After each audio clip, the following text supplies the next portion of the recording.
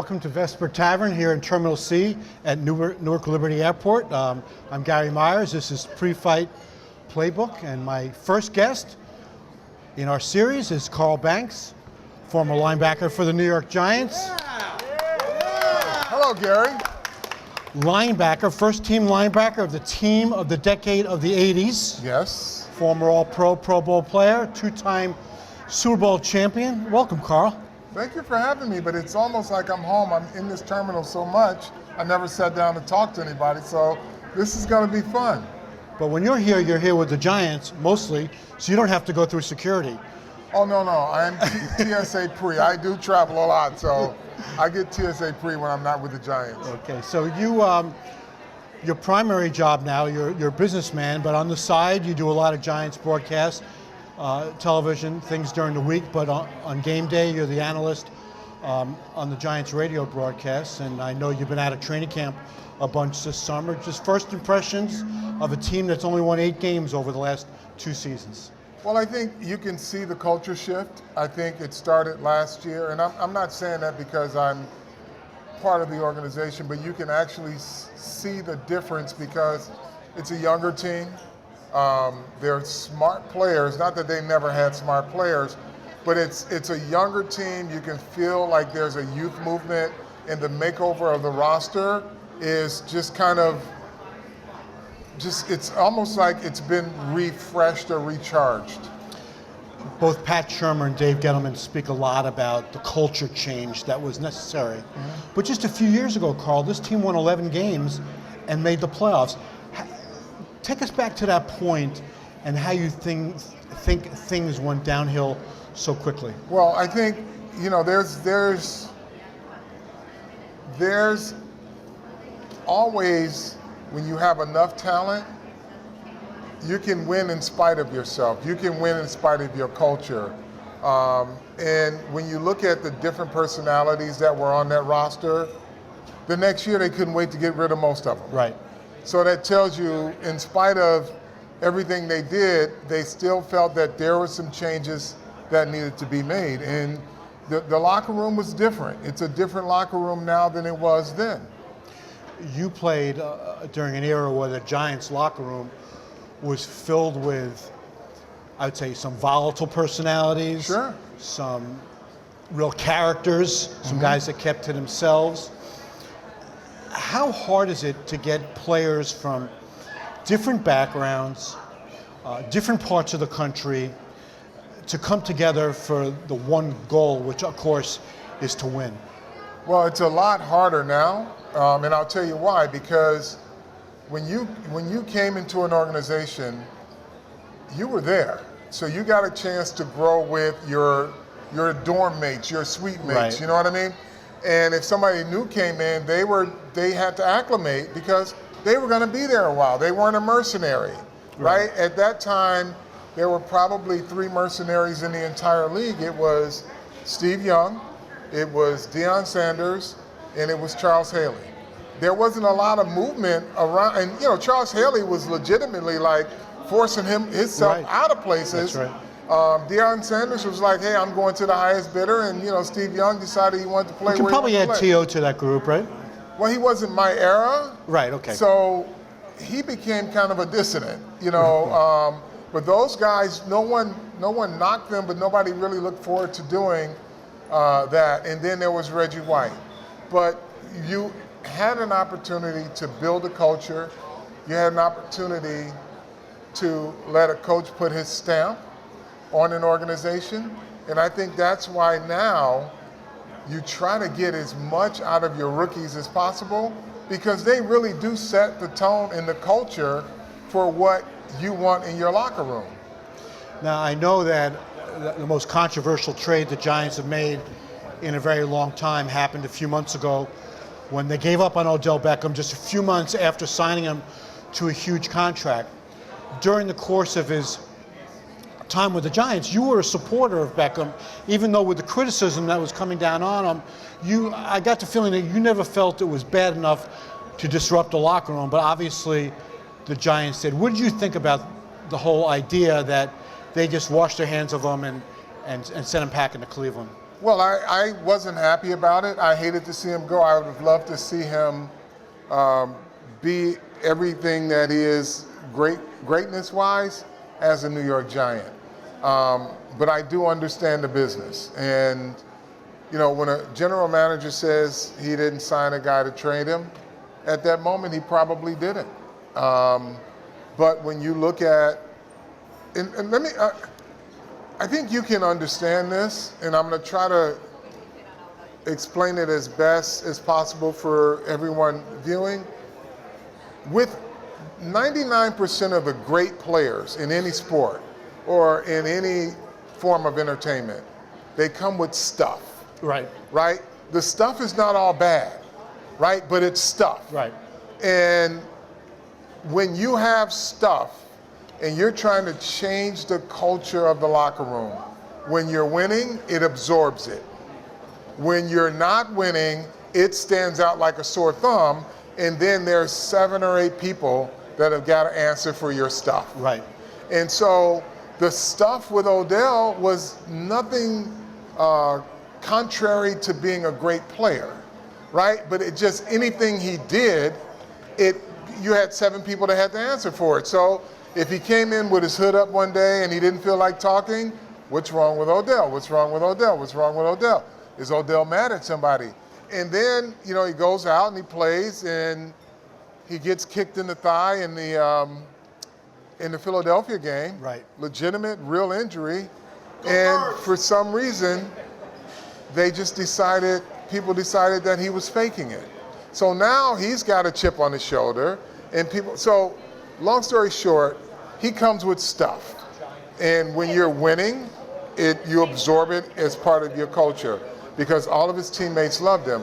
But when you're not, and he's your biggest bargaining chip in order to rebuild, because if you're, and I'm not putting words in Dave Gettleman's mouth, I'm just kind of assuming.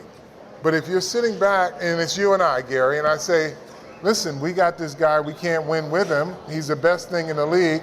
We're not getting any more victories with him. So why don't we try to build our team and see what we can get for him? Right. And I think that was how that decision was made, because I can't point to one incident that happened to where they said, that's it, he's got to go. You know, he was always respectful to his coaches, ownership, management, but it's just the stuff. And when you have, like you said, when he's the best thing you got and you're not winning with him, and it's going to probably take more to put around him to win than it is to get more for him. I know that when Pat Shurmur was hired by the Giants, and there were rumors that started about 6 to 8 weeks later that the Giants were considering trading Beckham, that he was desperate to be given a chance to try to coach Odell. He visited with him in Los Angeles, tried to downplay the rumors, was almost saying, let me have a shot at this guy before we trade him. And then clearly things happened. Odell did an interview where he turned a lot of people off in the Giants organization, and just a few months, like we said, after he signs this big contract, he gets let go, and then it gets traded. Then in a recent interview, Odell pretty much put the blame, or at least part of the blame, on his inability to get along with Shurmur, helping to result in him winding up in Cleveland. What do you think, I mean, you know Pat Shurmur really well, you played with him at Michigan State. What do you think specifically happened that went from Shurmur saying, give me a chance to coach this guy, to Shurmur apparently endorsing the trade? Well, I know it wasn't for lack of trying on either guy's part. I had separate conversations with Pat in terms of some of his frustration. And I've had conversations with Odell. I have conversations with his mother, Heather. And, you know, I held them both in confidence because I wasn't the guy that was Right. But if I could give Odell some insight into, okay, here's how you should probably handle some of these things. And then I think one of the issues for Odell, he's a moody guy sometimes. Right. So after the Josina Anderson interview, Right. he became almost a different person. You know, he wasn't a trusting guy anymore. He felt betrayed. And I told him, you can't have rabbit ears. You know, I tell him that all the time. But what happened between the two of them, I don't know if either one of them can put their finger on it. Why would you say don't have rabbit ears? Were people saying things about him that he... Well, yes. I Okay. mean, when I say don't have rabbit ears, because you'll see sometimes he responds on social media to criticism. Oh, okay. He'll see certain people who don't know him, and he'll say, these people don't even know me, and they're saying these bad things about me. They don't know anything about me. And so I said, just don't have rabbit ears. Just focus on playing the game. Right. But he became somewhat of a different person. Right. And he wasn't trusting after a while and didn't know who liked him, who didn't like him as a result of some of that stuff. And so I can't pinpoint, and I don't know if either one of those guys can pinpoint where it went wrong. It's just part of the stuff, you know. But when you're winning, a coach is trying everything he can to get the team on the same page. The player, as great as he is trying to do everything he can. Sometimes that's not, I don't want to say in the interest of team, but he's doing his part, you know, and it's not like the team is doing their part. So they're continuing to lose. And so if you ask them, if you set them both here and say, okay, so where did it go wrong? I don't think either one of them can pinpoint that moment.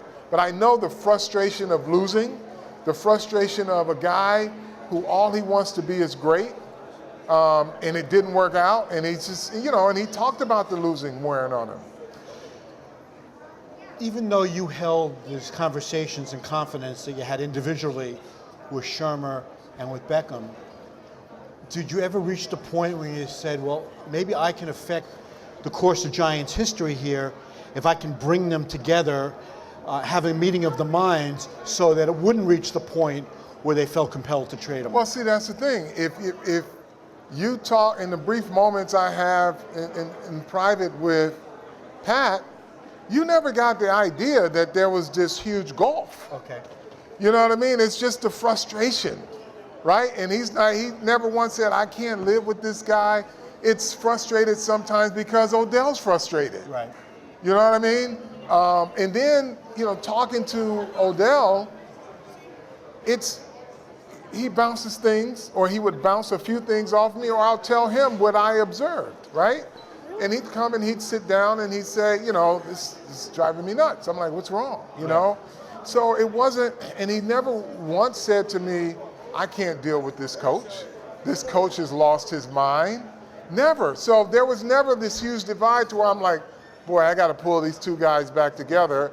So it was just, you know, one guy saying, you know, he wants it for his player, and the other player, and the player saying he wants it, and you know, it's just a high level of frustration. But I think when you're losing, the focal point becomes your best player and his relationship with coach. Think about it. When Ben McAdoo was there, it was the same thing. Right. Beckham is a generational talent, and that term tends to get overused. Saquon Barkley is a generational talent. So the Giants might have the best all-around running back in the league. Sure. When Beckham was healthy, you can make a case that he was, if not the best, in the top 2 or 3. The fact that he did not have any off-the-field problems, and his teammates apparently loved him. Right. Should the Giants have made more of an effort? I mean, you lived through an era with Lawrence Taylor having drug problems, and you never heard any stories about, well, the Giants who could go up on Lawrence Taylor, and I can easily argue that was more destructive to the culture of a team than anything that Beckham did. Should the Giants have made more of an effort and said, you know what, this kid is still growing up. He's only 25, 26 years old, whatever. And at some point, the light bulb is going to go on, and he's going to say, I got a great thing going here. I'm playing in the greatest city in the world for a great franchise. At some point, they're going to turn it around and start winning again. Should he have gotten more with the program and tried to make the people who sign his paychecks not have to question what his motives were? And should the Giants have been more tolerant? So I don't know how much more tolerant you can be when you give a guy $100 and X amount of dollars, making him the highest paid non-quarterback in football, right? I think the delicate balance of team in every sense of it and the chemistry of it is where it got off kilter. I don't like, it wasn't for lack of trying on either part. I just think when you get to a point where you've got to affect change, and as great as he was, he could not affect change by himself. And as hard as the coach tried, he could not affect change because he didn't have enough talent to even make Odell Beckham happy. So maybe it was almost time for both sides. Sometimes it happens like that. Right. You know, and that's just the nature of the game sometimes. It doesn't, you wish it could work out, but at the expense of who and at the expense of what, right? So if you're saying he's going to be a lifer here, and you know the personality that he has, it's almost, you know, I just heard LeBron James's old GM just talking. Right. And he talked about when he's on your team, when he came back, there was no building. There was a mandate to win now. You had 2 years to get to a championship, right? That's what you have, not in that window, but the pressure of if you've got a guy this good and you want him to be a happy guy and you want him to be at his very best, you better make sure that there's a team around him where he can flourish. And that's including, but not exclusive to the quarterback. Right. You know what I mean? Because he caught a lot of balls. So whatever folks think about the quarterback, he still caught 100 balls every year. Which is a perfect way to transition to the Giants taking Daniel Jones with a 6th overall pick. Surprised a lot of people. Not that they took a quarterback, but that they took, and not necessarily that they took him, but that they took him at number 6 and still number 17 instead of 17. My feeling is, if you have a conviction about a quarterback and you feel he is the guy, then the Giants were in the right taking him at 6, because if they waited until 17 and he wasn't there, they might have felt that they made a mistake that would affect him for the next 5 years. So as long as he turns out to be the guy, then I think that's okay. All that being said, Carl, how do you see this playing out over the course of the year? And I'm sure that wins and losses will have a lot to do with when Daniel Jones gets on the field. So I think wins and losses, if it becomes insurmountable, will impact that. Outside of that, it will take Eli Manning displaying that he cannot functionally perform at a high level. The course of action for a quarterback, if he has a bad game, he throws 2 interceptions, that's not going to be enough to make a change, because the other guy's probably going to make the same mistakes, right? Right. But if you can see appreciably declining in his ability to function and lead an offense, then they're not going to hesitate to pull him out and put the new guy in. Now, outside of that, it's going to take a horrific season, and it probably won't happen till like week 12. So that's the only way I'm going to see the change.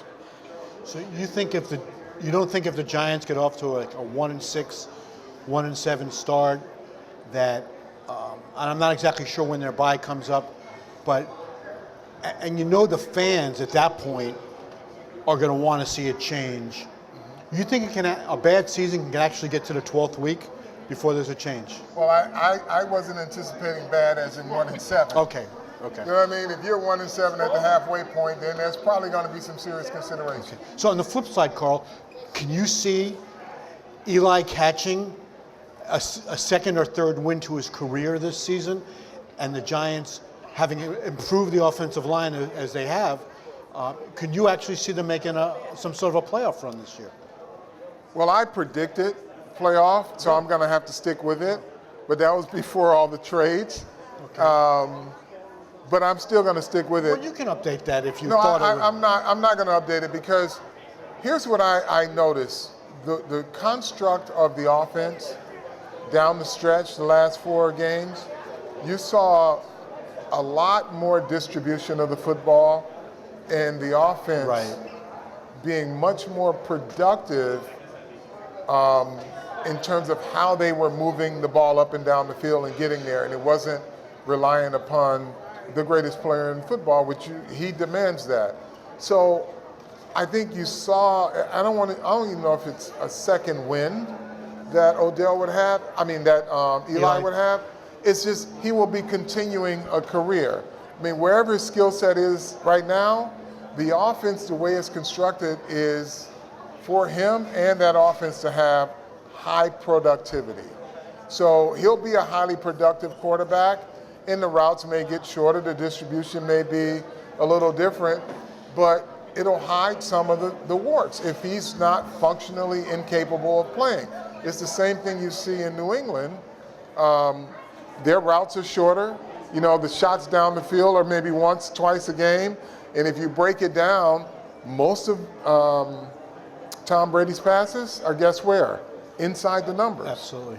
Between the numbers and the hash. That's where his game is right now. And if you can somehow push him out, he'll have some mistakes. But they do a good job of making sure that there's enough available talent around him. So he's functionally capable, and I think the same is what they're assuming that Eli's going to be. So, Carl, even though we're here at Vesper Tavern in Newark Airport, our show will be shown around the country. Yep. At OTG's iPads and streamed in different services. So there'll be people watching, not just in New York, but around. So let's take a trip around the country. So let's take a little trip around the NFC now. Your old stomping grounds? And let's talk about Dallas and Ezekiel Elliott right now, holding out a training camp rather than playing in the fourth year of his contract. Wants a huge raise, wants to be paid as in the top 2 or 3 running backs, if not the number 1, to surpass Todd Gurley, and is saying he's not going to show up. At least people in his camp are intimating he's not going to show up for the season unless he has a new contract. Have running backs been devalued? Let me put it this way. Running backs have been devalued. Do you think that the game has changed that much that to win a Super Bowl, you don't need to have one of the 2 or 3 best running backs in the league? Because I still believe to win a Super Bowl, you got to run the ball, and you got to play defense, and you have to stop the run. So I'm going to let you in on a little secret, right? They have devalued the running back so much that people don't think that they have value. Go look at a team. What is Ezekiel Elliott's value to his team? Tremendous. Tremendous, right? What is Todd Gurley, what is Todd Gurley's value to the team? What, when he's healthy? Pretty darn good. Yeah, absolutely. Right? You look at the Philadelphia Eagles, now they went by committee, but how important was the run game to that team? When they won the Super Bowl, it was a huge part. Probably second or third in the league. So the value is in the eye of, not in the beholder, because the beholder thinks they don't have any value. Right, I know what But you're if saying. you look at the contributions of a running back to his team, then you'll see it's more than what they're giving him credit for. Now, here's another little secret. You know why the New England Patriots took Sony Michel and they became a running team last year? The year before, they were pretty high in passing. Right. The next year, they became a running team. You hear more and more teams saying we got to run the football. You know why? Because defenses have gotten smaller. So the counter to everybody's, we're going to put small guys on the field, fast guys, and we're going to cover your 3 and 4 wide receivers, and we're going to live with a draw every once in a while. Well, guess what? Certain teams are beefing up, and it's not by accident, because you can't put the right personnel on the field because you don't have it anymore. Right. So now the running back is valuable again. So there's no doubt that the Cowboy passing game improved last year after they traded for Amari Cooper. But still, when defensive coordinators are planning during the week how to stop the Cowboys, the number one thing they do is they got to find a way to stop Ezekiel Elliott. Yes. Okay. So is Jerry Jones miscalculating here if he lets this go on to the point that it's going to affect the regular season? Well, yeah, I think so, but it won't be the first time. And you know what? He'll make the best of whatever situation he has. That's what he'll tell you every time. He never feels like he loses on the losing end of anything. But in hindsight, I'm sure the way he handled the Emmitt Smith thing Right. fractured the relationship for life. And then I'm sure in the back of his head right now, and Steven, they're probably saying to themselves, does Zeke know how much we went to bat for him with the commissioner, right? I'm sure they're saying that should give us some sort of, not hometown discount, but some sort of consideration of, hey, we've supported you when all the chips were down, when everything was stacked against you. And I'm sure in the back of their mind, that's what they're saying. And if I'm Zeke, I'm saying, you know why you did it? Because I'm valuable. If I wasn't any good, you'd let me drift off with the rest of it. So if it's not a hometown discount, it's somewhat of a loyalty discount. That right.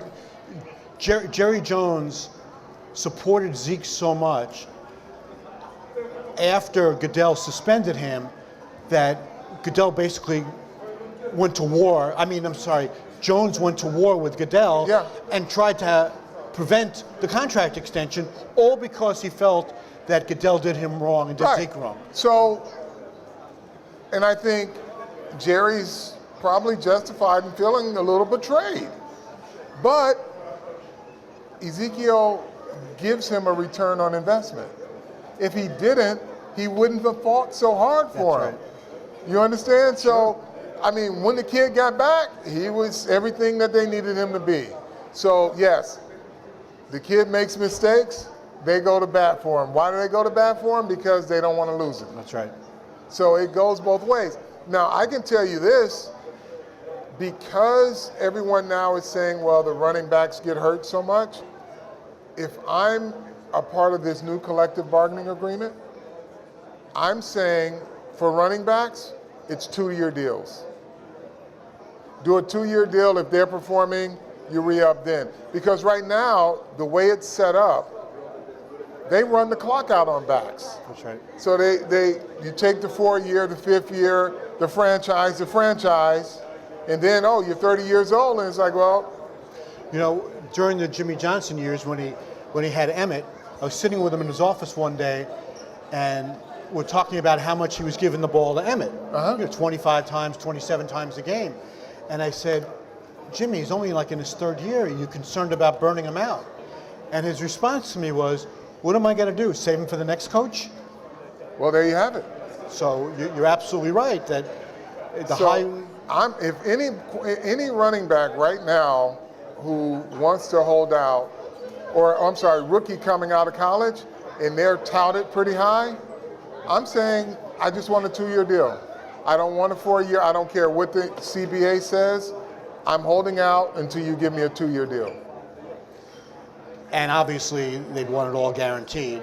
Sure. And the top players get their contracts all guaranteed. The first-round picks get them all guaranteed anyhow. You know, in 1993, when Emmett was having his contract battle with Jerry, and the Cowboys were the defending Super Bowl champions, they had an all-pro quarterback in Troy Aikman. They had Michael Irvin. They had a much better defense. And a great tight end. Right, Jay Novacek.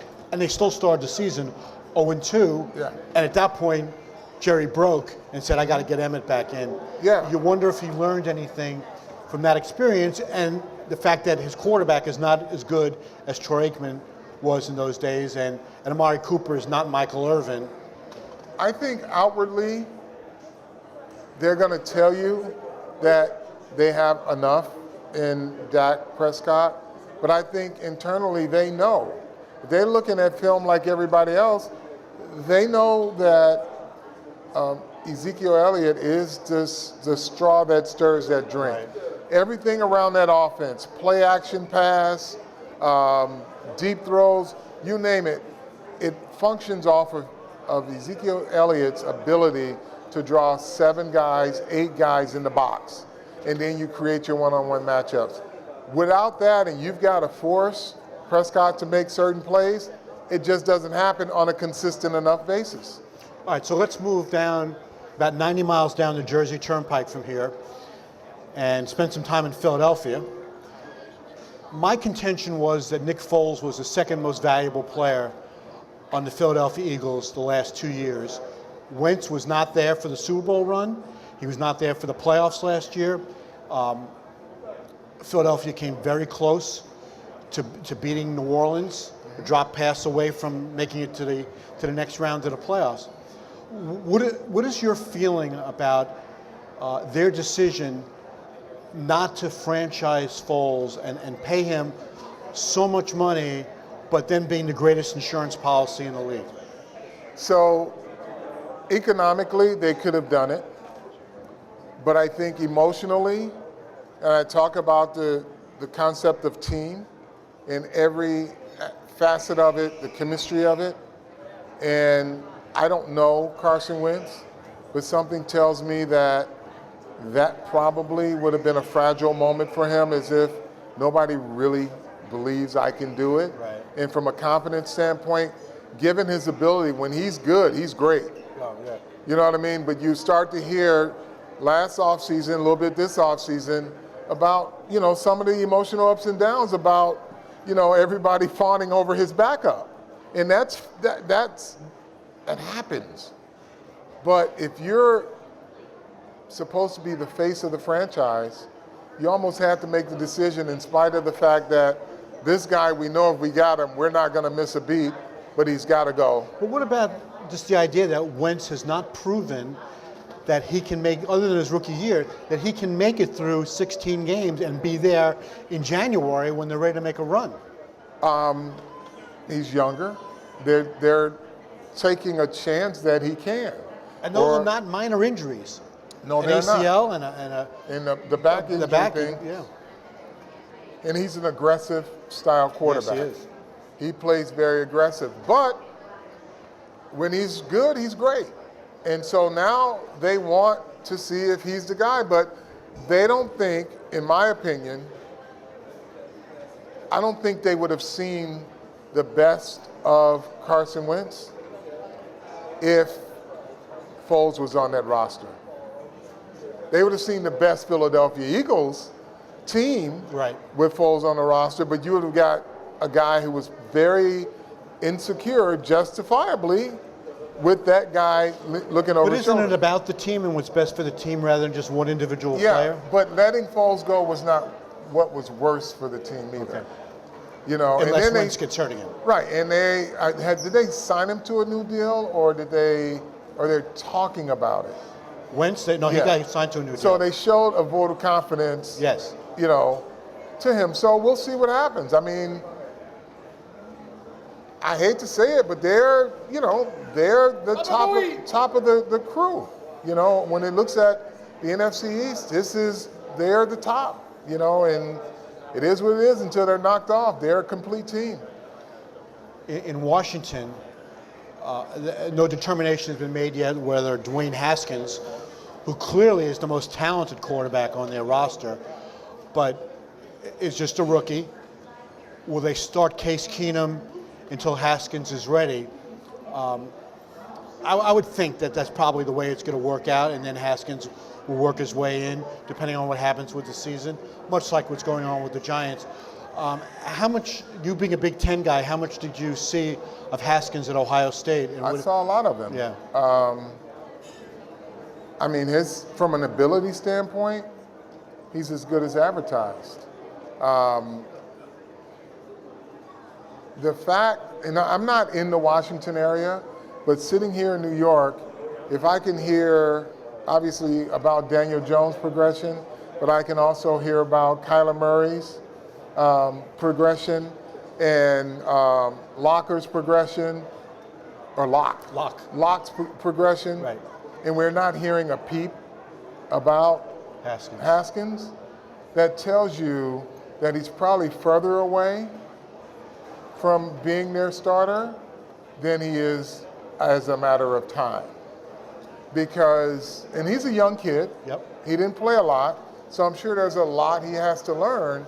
But with a guy with that much of a skill set, and he's got a rocket arm, if we haven't heard it's just a matter of time from any of the national media that's covering all of this, and we're getting progress reports on every single quarterback that was ranked in that class, and we haven't heard not a lot about him at all. Right.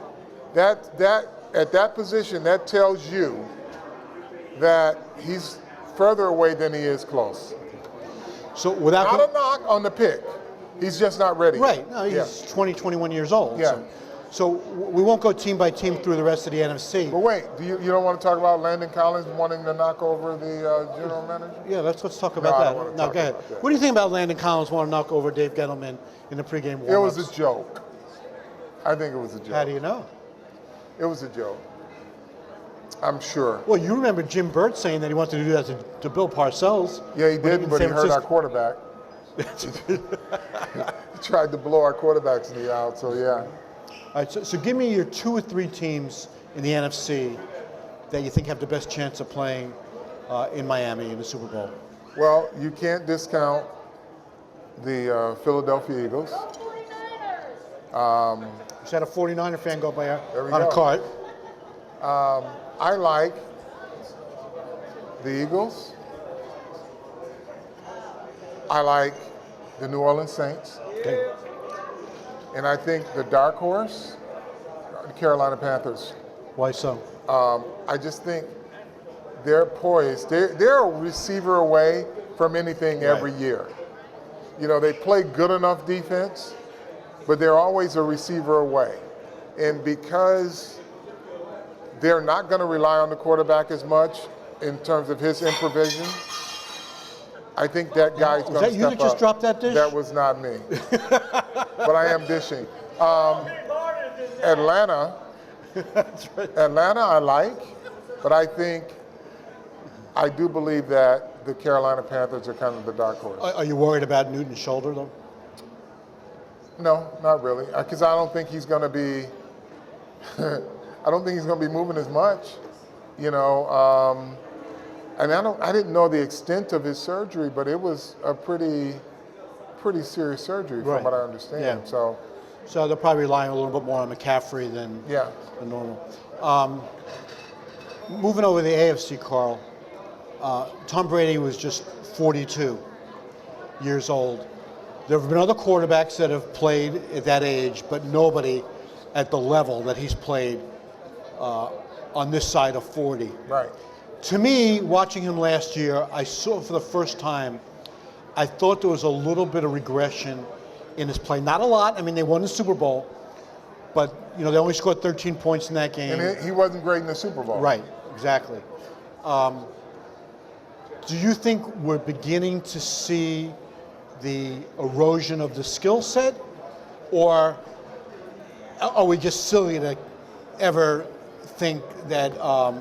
No, you're seeing a depreciation of his skill set. Like I said, if you look at it closely, you've got only so much to defend. They just are so complex in how they get those things accomplished. You never see a lot of out routes in New England, do you? Nope. You see verticals and slants. And the verticals are not, he can get it down the field if he needs to, but what you see is a great system. A system that complements every stage of his skill set. So when he was high flying and you had Randy Moss and company. When he wasn't, you had a mixture of a run game. Right? And to stay to where he is now, you've compacted your offense to a point to where it should be easy. If Bill Belichick was coaching against Bill Belichick right now, he'd put defenses in to force everything outside the numbers. But because he's not coaching against himself, nobody else is smart enough to figure it out. Well, why hasn't he drafted more to get that outside deep threat for Brady? Well, Bill Belichick assesses skill set. He assesses what's needed in the league today. And when you look at the way defenses play, do you really need that guy if he's not a Randy Moss or a Odell Beckham type of guy? you're probably wasting downs. Right. You know what I mean? It's hit or miss. The deep balls are not 100%.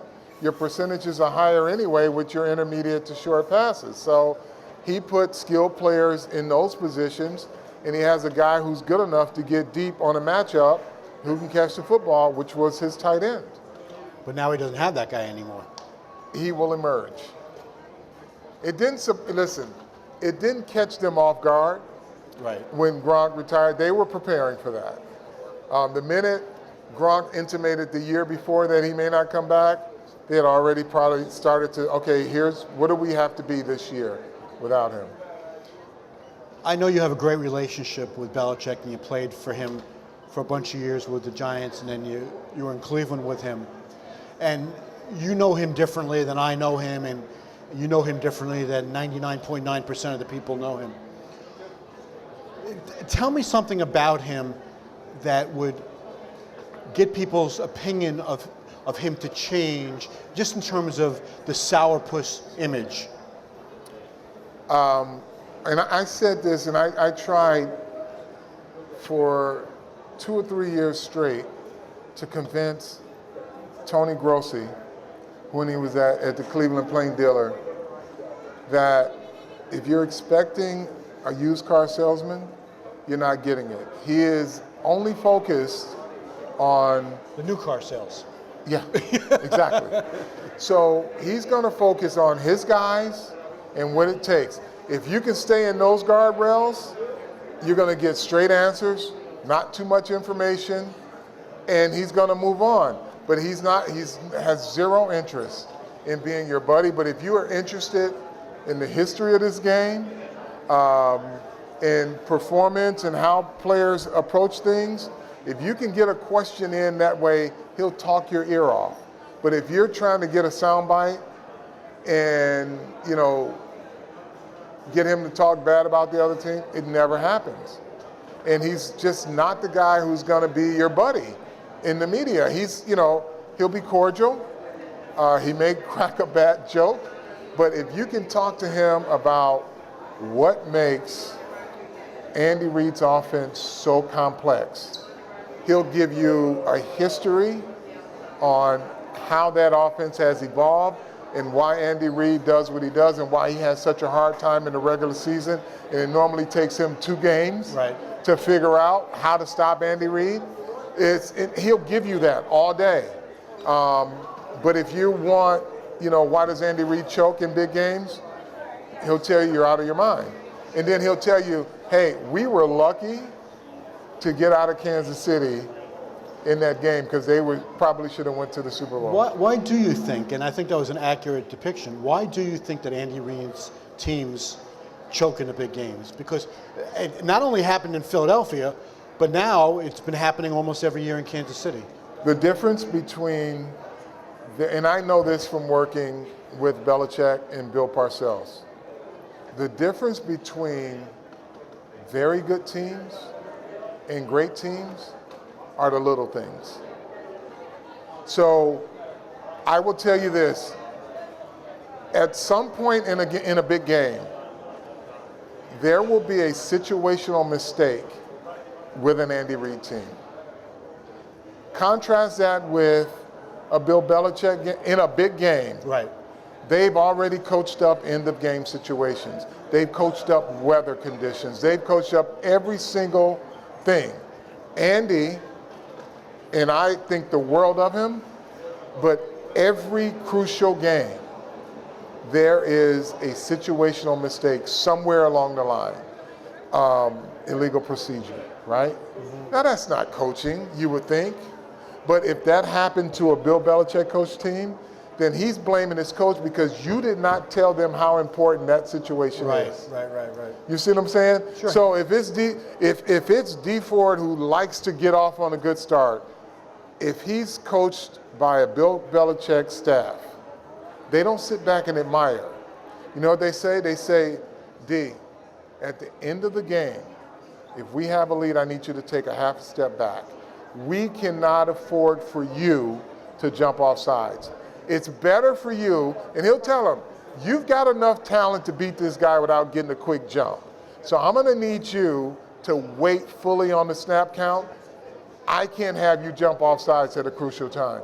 And they'll say that enough to that player that he'll understand, oh, I don't have to beat him right on the snap. I still got enough to beat him. And that was the difference in going to the Super Bowl or not for Kansas Exactly. City. If you go back and you look at some of his Philadelphia, he would run the same offense with static receivers, and they couldn't get off the line of scrimmage.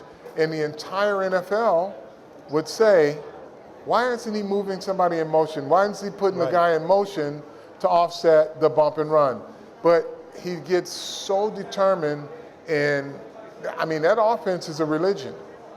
They don't change it for anybody. So they'll adjust it in the offseason, but their formula is their formula. And when it works, they make you look crazy, but when it doesn't, and here's the thing, and I'm not sure if it's analytic driven, but when you introduce chaos into analytics, it throws the formula off. Parcells would have hated the analytics. But no, analytics has been a part of the game forever. But not to this degree, maybe. Well, no, because you got a lot of smart guys that are going to tell you how things are predictable, and you cannot predict human behavior. And so it's so interesting you say that. I was sitting with a young intern at the Giants from Duke, and they have one of the top analytics. Right. And she's interning with the Giants, and I gave her a scenario when we had to beat the Washington Redskins 3 times in a row. And the analytics said that no team had ever in the history beat a team twice in the regular season and then in the playoffs, right?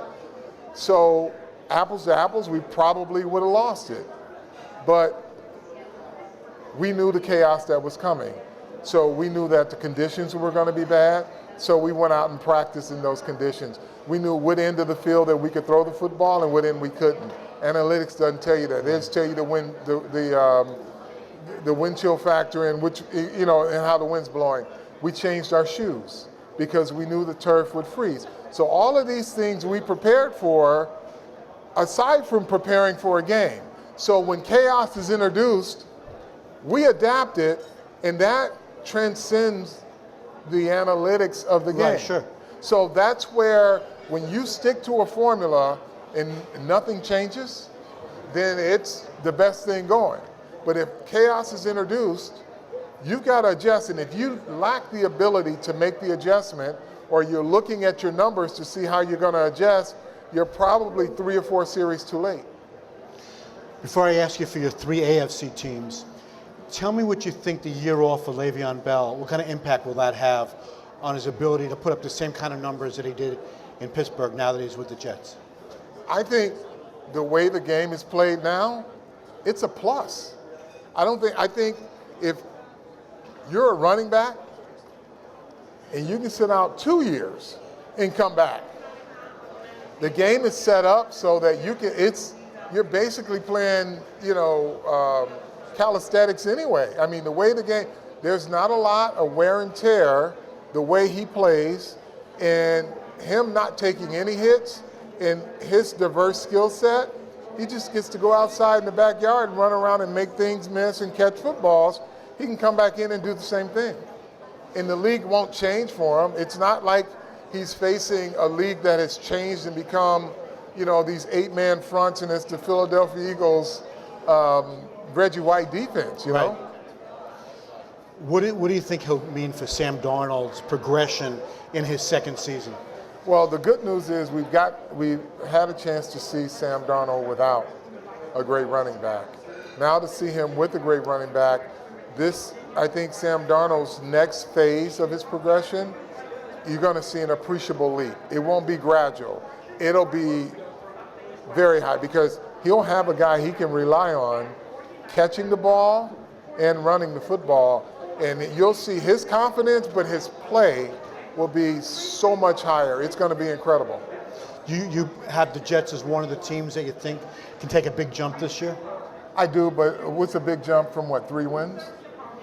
What did they have last year, 3-4 wins? So a big jump is they could be in the 9 win, and that'll be great. That's a pretty big jump. Yeah, but am I picking them to go to a Super Bowl? No. I think that they could be in a discussion at the end of the year of playoffs and get some excitement around the organization, because they'll hit 7. They'll hit 7, and people are going to be looking at the schedule saying, where's 8, where's 9, where's 10? We got a shot. Right. It may not happen, but that's the conversations you want around teams that have been bad for a while. They get to number 7, and then the fans and everyone, even the players, they go looking on the schedule and see where they can get 2 or 3 more wins to get into the playoffs. So give me, like you did in the NFC, give me your 3 AFC teams that you would think have the best chance to get into Miami. Well, I'm going New England. I'm going Kansas City. And I don't want to say San Diego. I don't think that's going to happen again this year. I think they're going to take a step back. Especially because they're playing in Los Angeles now. Yeah. And you said San Diego. You have to adjust. Right. Los Angeles you need to adjust. Chargers. Trying to think who else. Well, and you know what else? I'm going to give Houston. Okay. I'm going to give Houston as my dark horse. Their quarterback has gotten better every year. Their defense is really good.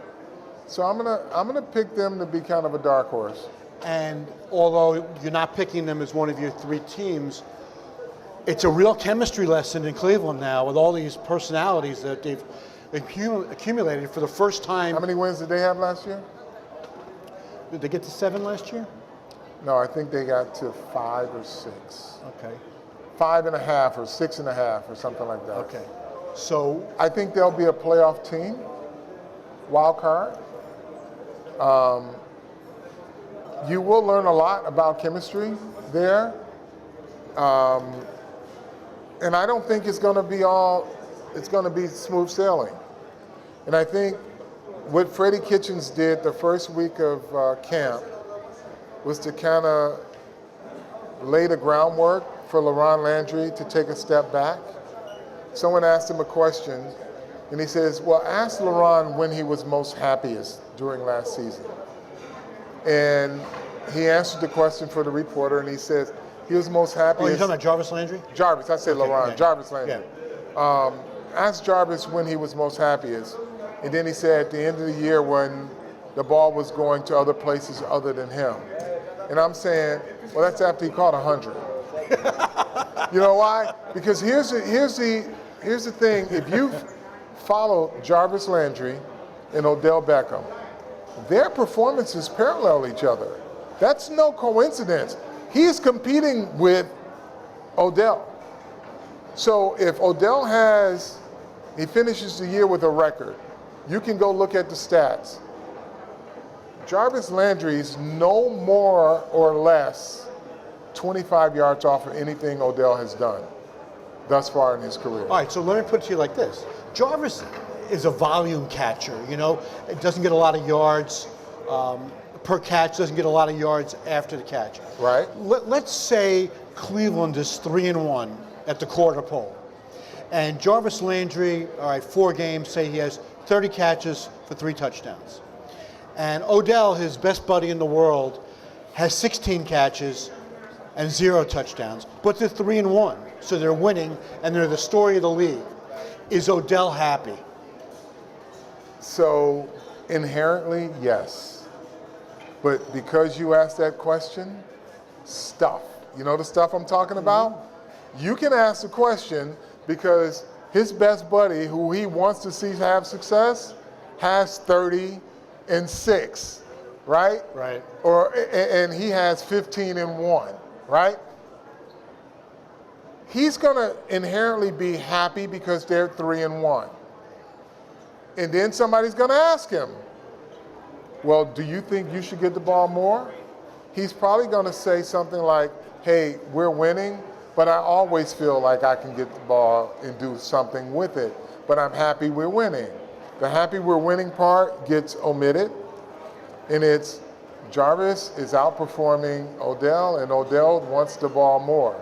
And then the stuff happens. That's right. Because now, because he has rabbit ears, he's going to hear a little bit of this. And this will be the first time he plays with somebody since Landry at LSU, Right.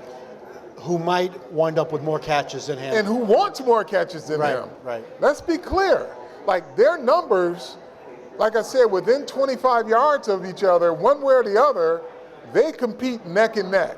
So one guy having 50% more than the other, that's not in the competitive nature of either one. But inherently, if he sees Jarvis Landry having success, he will be 100% happy for Jarvis. Will he be happy that he only has 15 and the other guy's got 30? No. I can tell you that right now, but it won't affect the way he goes out and plays. And he'll hope it changes. But in the interim, the coaches got to answer for that. And then the offensive coordinator's got to answer for that. And then the receiver coach has to come and explain to you guys that everything is okay in the receiver room. And then the quarterback is going to have to answer, hey, do you think you have to focus more on getting Odell the ball? Right? And conversely, if it was the other way with Jarvis, it would be the same issue. Right. It just won't be magnified as much. But Landry, who's, like I said, they've had similar numbers. Their paths are similar, within 25 yards. So if now his numbers are half of what the other guy's is, it's going to be questions about that. All right, so let me finish up.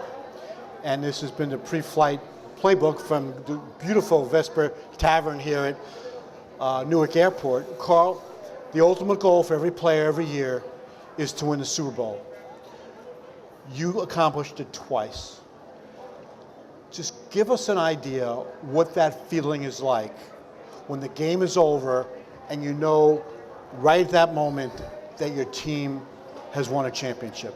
Well, it is the ultimate feeling that you will chase the rest of your life. I have no idea what losing a Super Bowl is and how lonely that is, and that chase for it again. But I can tell you, once you have it, there's nothing like it in the world, because you know nobody can take it away, but you remember so many details about that game, or in my case, both of them, that it is the most ultimate feeling that anything you do in life, you will, if you can come close to that feeling, you've accomplished a lot, because it is the ultimate euphoria. Well, I want to thank you. We've been having such a great conversation. It's lasted so long. You want to go to a different airport and do it? I saw a person here walking to their flight about an hour ago, and they're already back from where they came from. Well, that's because the flights are delayed. They stood in line to find out where the next gate was going to be. This is awesome. I really enjoyed our conversation. We should take this on the road and go to another airport. Well, if the bosses, the decision makers want us to do it? Actually, it's in another airport now. It's streaming. We're all over the place. Yeah. Anyhow, I'm Gary Myers. This is Carl Banks. This has been the Pre-Flight Playbook. Try saying that 5 times fast. Well, it's OTG Presents. Right, OTG Presents. Pre-Flight Playbook. From this great Vesper Tavern, the nicest sports bar I've seen. I've been to every airport in the country, just about. This is the nicest place I've seen. And we hope you'll join us again next time when we'll have some more football guests, and they'll be just as enlightening as the player who should be in the Hall of Fame, and hopefully one day will be. Well, I appreciate that. Thank you for having me. Thank you.